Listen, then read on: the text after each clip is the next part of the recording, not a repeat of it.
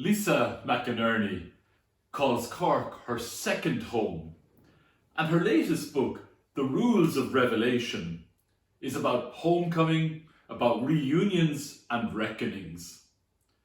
Lisa wanted her book to be a love letter to Cork, without apologising for making Cork seem like a harder place in her earlier novels. Lisa provocatively recounts, "We'd just gone through two huge referendums, both won by grassroots movements, and the desire for kindness in a country that had not known much kindness in previous years." Sinead Gleeson is a writer, editor, and broadcaster. And when recently asked if she believes in God, she replied, "Apart from being a rationalist who'd need proof, too many bad things have been done in the name of religion, so I'm as vehemently atheist as you can get." Why did Lisa and Sinead so powerfully grab my attention? First, I was dwelling on Mark's Gospel about how the hometown crowd recognized Jesus' wisdom and miraculous power, but are unable to believe it because of their preconceptions. Lisa, in her first book, The Glorious Heresies, portrays Cork as a hard place and displays an unsentimental and impatient attitude to the home crowd. Sinead's vehement unbelief helped me imagine Jesus' amazement at the lack of faith among his own people. While listening to Lisa and Sinead, I was reading an article by a professor of moral philosophy in Italy. His name is Massimo Borghese. He is trying to answer the question, why are churches empty and becoming emptier? Massimo gives a great historical oversight, joining the history in 1989 when communism fell. Massimo claims the church puts its armour back on, once again scared by an increasingly overbearing secularization, and closed its doors.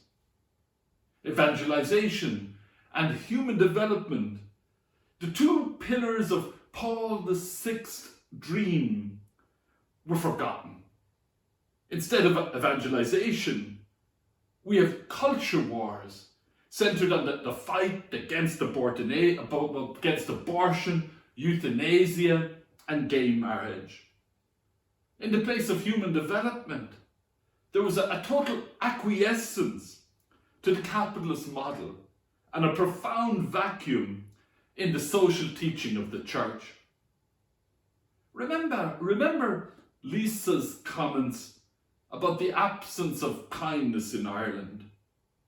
Massimo, from an Italian perspective, asks, why would a young person of today ever be attracted to a church that limits itself to moralism and the culture wars?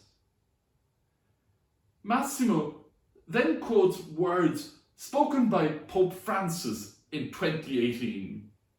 Francis reasoned, theology is called to communicate the concreteness of God's love, and tenderness is a concrete existential asset to translate in our times the affection that the Lord nourishes for us.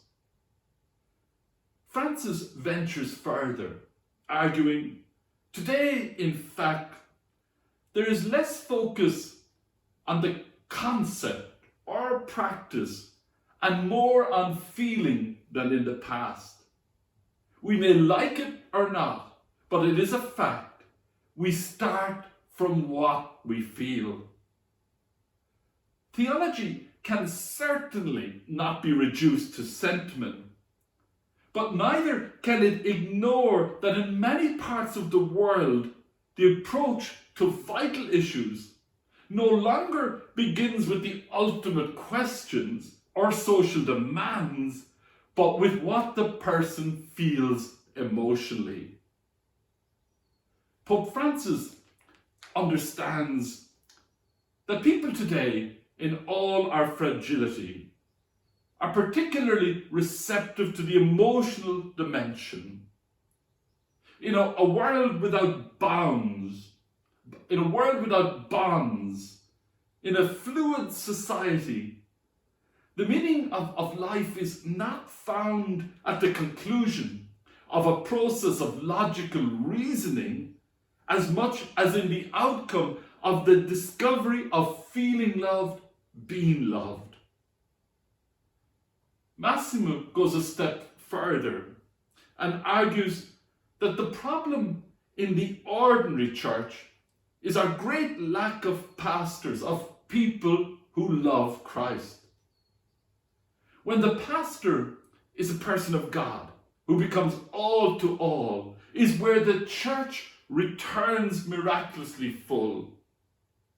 In a final memorable statement, Massimo declares, ordinary men and women, the youth of today, have not lost the feeling of divine love.